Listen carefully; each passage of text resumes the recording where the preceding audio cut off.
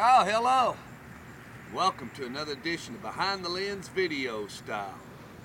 Yeah, I'm still here at Blackman, but the sun's coming up and it's kind of blocking the camera, and I didn't want you to have to look into the sun. So let's get started. I got a couple of topics. Hope everybody's doing okay, and I hope everybody's having a decent morning. Which brings me to my first topic. My daughter's here with me, and she hasn't had a very good morning. Things have been kind of rough. We've been on to her ever since she got up this morning.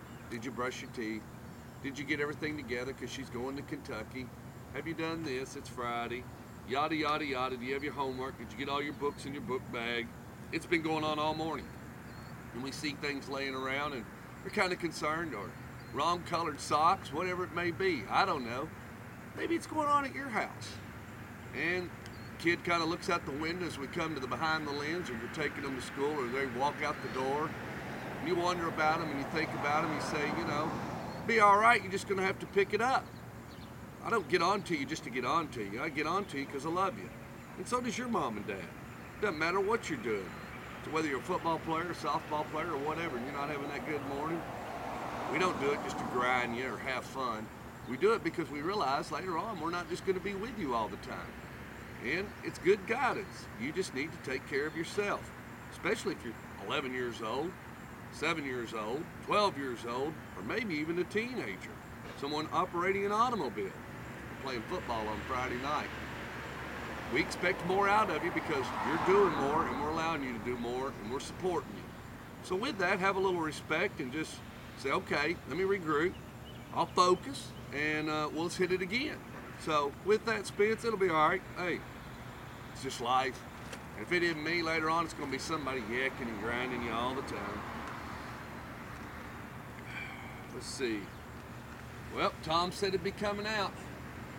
He's got his report card out. 5 things we know at the halfway point. He's got Oakland on the front. T. Mayberry, Eagleville. I think that's where Krager's going tonight. And then, of course, Smyrna's Bryson, Bulldog Bryson, he committed yesterday, so that's good for him. And he'll be going to play for the Pittsburgh Panthers. Congratulations to Jeremiah. Knew Jeremiah when he was about that tall. We used to talk a little bit over at the youth football field after he plays game. Jeremiah remembers that he used to send him up to the concession stand. He'd get me a cheeseburger, and I'd get him one too. Enough of that. Congrats, Jeremiah. Enjoy the ride. All right, let's get to that second topic. Let's see. Well, it's kind of in here and it kind of isn't.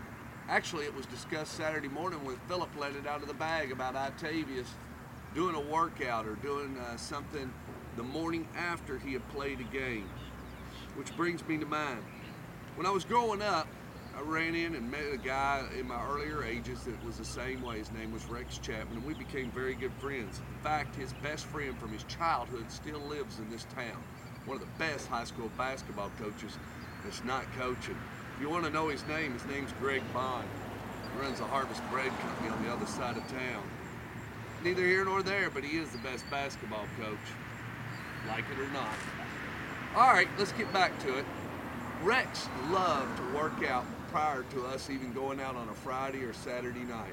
I can remember us sitting till 10 and maybe 10:30 sometimes and shooting basketball in the summer, or even on a Friday night when other people were playing football when I was in high school, when I go out and visit him in Owensboro.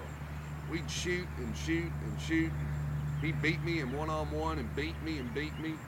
He always was training to get better. He was always working on something.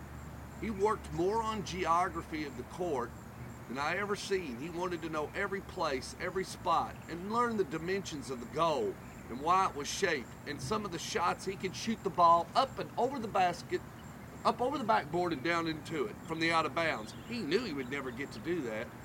But if something happened and the ball freakily came off the rim or something and he could catch it, if you ever watched Rex at a young age, he had just a twisting 43-inch vertical jump that was unbelievable. And he always worked on it all the time. Why? He wanted to get better. And he realized that gauge point of the finite line of when you get to a certain point, you have to push yourself just a little bit more. That's what makes you that much better.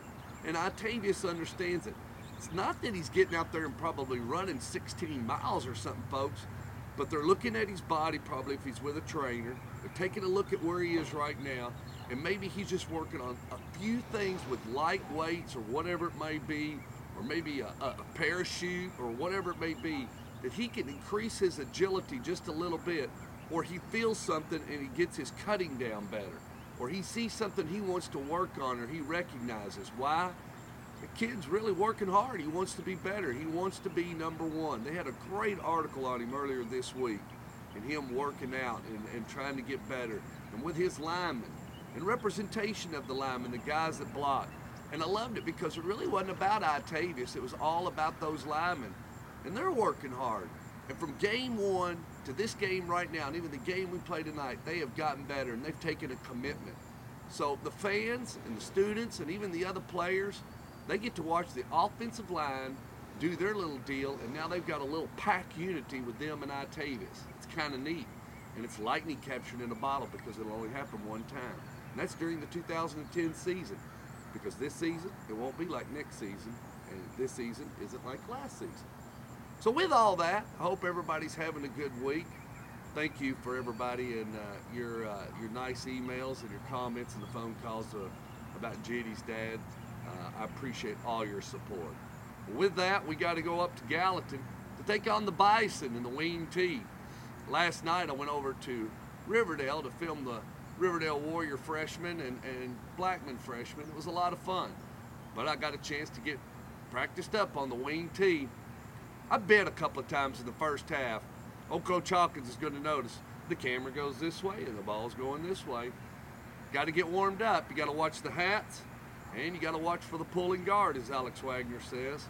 But anyway, we'll go up and see Coach Hollingsworth's Bison as the Bison and Blaze will kick off in Gallatin at the Bison Stadium. Never been there, so I don't know the name of it. 7 o'clock, Blaze Bison. If you see us at the game, give us a shout. God bless. Take care. From a man who truly delivers, the Stork.